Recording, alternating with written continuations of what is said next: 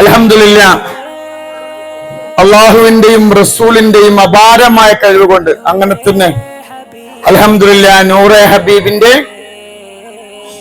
7ാമത് സമൂഹ വിവാഹം. അൽഹംദുലില്ലാഹ് എന്റെ 19 മക്കളായത്. 19 മക്കളാണ്.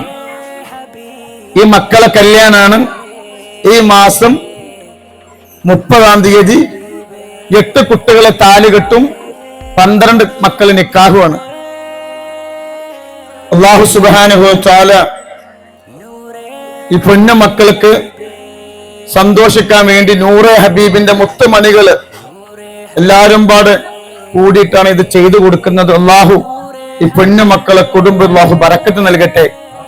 ഇൻഷാ അല്ലാഹ് 20 മക്കളായിരുന്നു. ഒരു കുട്ടിനെ നമ്മൾ അന്വേഷണത്തില് ഇത് വന്നപ്പോ നമ്മൾ ഒഴിവാക്കി. അപ്പോ 92ാമത്തതാണ് ഇപ്പൊ. ഈ മക്കളെയും പാടെ കെട്ടിച്ചു വിട്ടാൽ 92 മക്കളാവും. ഒരാളെ മുന്നിൽ ചെന്നിട്ടും നൂറെ ഹബീബിനെ തങ്ങൾ കൈ നീട്ടിട്ടില്ല ഈ മക്കളെ കെട്ടിക്കാൻ. ഒരു മക്കളെ കെട്ടിക്കാനും ഇഷ്ടംപോലെ പടച്ചോൻ തരുന്നുണ്ട്. അള്ളാഹു ഈ പൊന്നു മക്കൾക്കും ഒരാളെ മുന്നിലും കൈ നീട്ടാതെ സന്തോഷത്തോടെ കെട്ടിച്ചു വിടാനുള്ള ഭാഗ്യം അള്ളാഹു തരട്ടെ. പിന്നെ പറയാനുള്ളത്, വിമർശിക്കുകയാണെങ്കിൽ നിങ്ങൾ ഇങ്ങനെ വിമർശിച്ചു കൊണ്ടിരിക്കണം. അള്ളാഹു വിമർശിക്കുന്നതോറും ഉയർത്തിലെത്താണ്. അപ്പൊ അതുകൊണ്ട് ഈ പൊന്ന മക്കള് അള്ളാഹു ബർക്കത്ത് പല നാട്ടിലുള്ളവരാണ്. 30-ാം തീയതി നിക്കാഹാണ്. ഈ മാസം 30-ാം നിക്കാഹാണ്. അപ്പൊ നിങ്ങൾ എല്ലാവരും എന്ത് ചെയ്യാ, കല്യാണത്തിൽ പങ്കെടുക്കുക.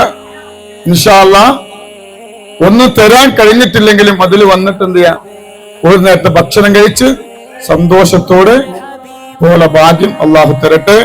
ഇൻഷാ അല്ലാഹ് എല്ലാവരും ഒന്ന് കല്യാണത്തിന് വരിക ഇൻഷാ അല്ലാഹ് കേട്ടോ. അല്ലാഹു ബർക്കത്ത്.